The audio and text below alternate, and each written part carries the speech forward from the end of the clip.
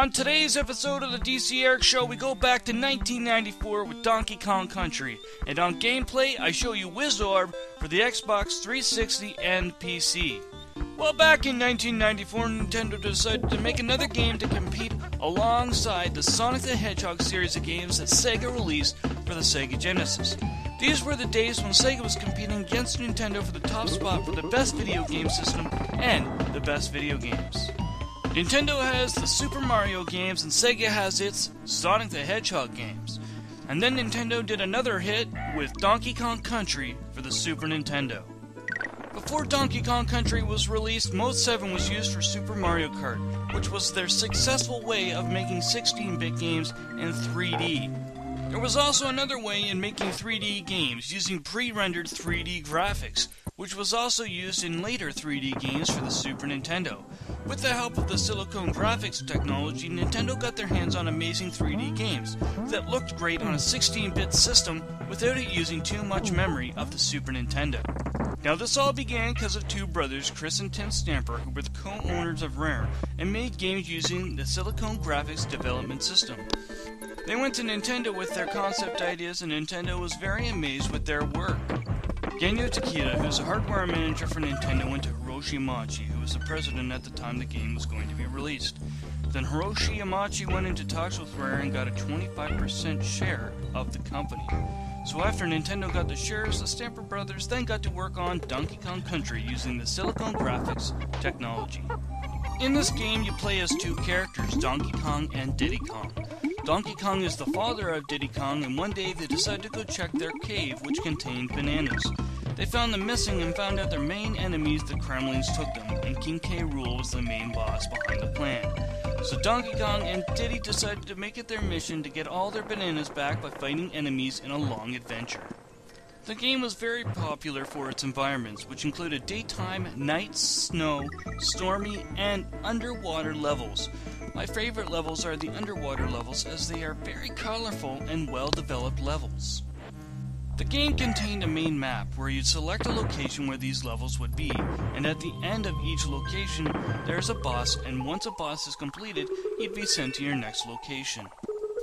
The game came with a great amount of companions who help you along the way, like a rhino which runs fast and destroys any enemy in front of it, a swordfish which is used underwater and also destroys anything in front of it, a frog that helps you jump to higher locations, an ostrich that flies to farther places and doesn't get hurt by any enemy that goes under its legs, and a bird that has a flashlight which helps you in dark locations where there is no light. Donkey Kong also has friends that help out in the adventure, like Candy, who helps save your progress in the game, Cranky, who will help you on your quest by giving you interesting facts, and Funky, which allows you to fly to another location as long as it's already completed. The game contains many games and they were all implemented very well. Another cool thing is that in each level you have to collect letters K-O-N-G, which spell out Kong, and completing to do so, you receive an extra life. Each companion also has its own little bonus minigame, which can be unlocked by collecting 3 of the same gold replicas of themselves. However, one wasn't made for the bird with the flashlight as he was only used in the game for one level. The game also contained a very amazing soundtrack, which was kind of relaxing and really added to the gameplay. There's an assortment of enemies, but too many to name, but each enemy has a way from stopping you from completing your task. I find this game great. It's one of my all-time faves. I got it on my 10th birthday and I so badly wanted this game. I played this game with my cousins and friends and was so amazed at the beauty of the game and how much fun it was. The mini-games brought more to the game. The 2-player modes were fun as well. Rare has made many of great games for a variety of video game consoles, but I think it was when Donkey Kong Country was released that it gave them a name. Rare is no longer partly owned by Nintendo as Microsoft had bought 100% of the company, so some of the games that were previously released for Nintendo can now be seen on the Xbox 360, except the Donkey Kong series.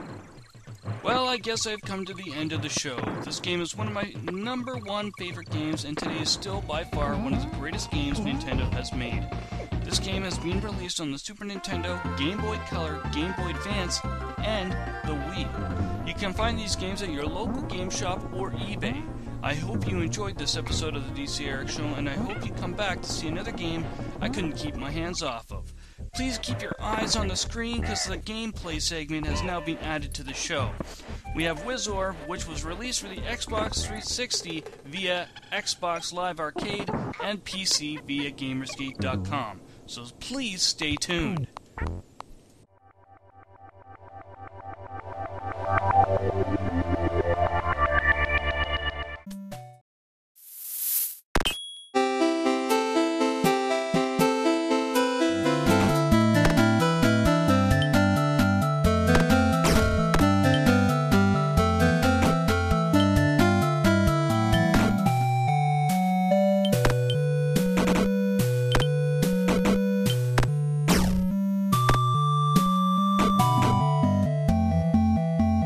You